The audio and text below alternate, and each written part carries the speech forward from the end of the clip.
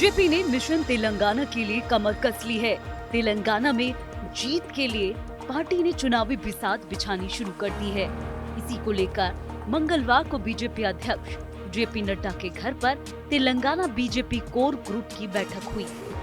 इस बैठक में गृह मंत्री अमित शाह, केंद्रीय मंत्री जी किशन रेड्डी, विजया शांति, तेलंगाना बीजेपी अध्यक्ष और सांसद संजय बंदी, निजामाबाद सांसद अरविंद धर्मपुरिया, सांसद के लक्ष्मण और आदिलाबाद से बाबू राव और इटेला राजेंद्र पहुंचे।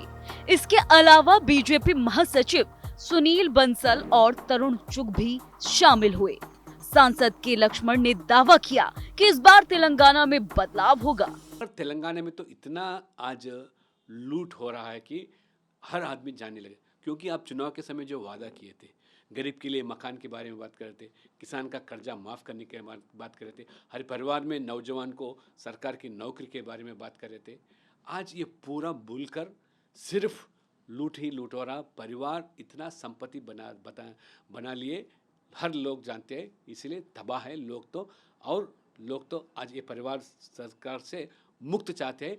ये मुक्त तो क्योंकि कांग्रेस नहीं दे सकती, क्योंकि कांग्रेस टीआरएस दोनों भी एक जो है, कांग्रेस हो, मजलिस पार्टी हो, टीआरएस हो, एक ही है। इसके पहले भी दोनों मिलकर चुनाव लड़े, दोनों मिलकर सरकार भी बनाए। इसीलिए लोग और बीजेपी को ओर देख रहे। बीजेपी ज़रूर तेलंगाना के आवाम के लिए भरोसा दिलाना चाहते हैं।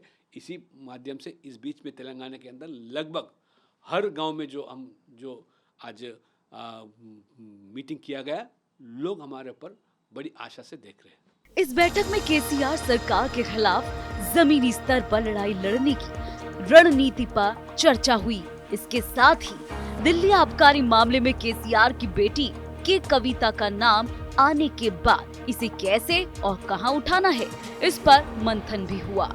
इस दौरान राज्य बीजेपी नेताओं ने अंदेशा जताया कि केसीआर समय से पहले चुनाव कराने की सिफारिश कर सकते हैं। ऐसे में बीजेपी की चुनावी तैयारी तेज करने की बात कही गई।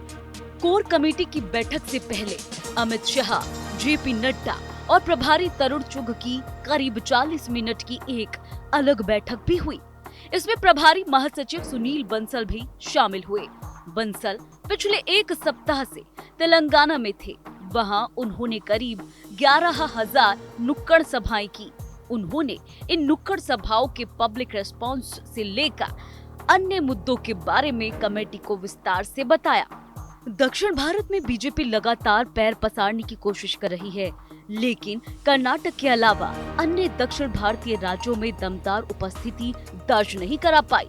2023 में देश के कई राज्यों में चुनाव होने हैं, उनमें तेलंगाना भी शामिल है। 119 सीटों वाली तेलंगाना विधानसभा में बीजेपी के मात्र 2 विधायक हैं, जबकि 4 सांसद हैं। हालांकि बीजेपी ने हैदराबाद नगर निकाय चुनाव में शानदार जीत दर्ज करते हुए केसीआर को चुनौती देने की कोशिश की है। यहां बीजेपी ने 48 वार्ड्स में जीत दर्ज कर सभी को चौंका डाला था, जबकि पहले उसके मात्र 4 पार्षद ही थे। अब देखना ये होगा कि बीजेपी किस रणनीति से केसीआर के मजबूत किले में इतना सेंध लगा पाती है। टीम चुनाव आज तक।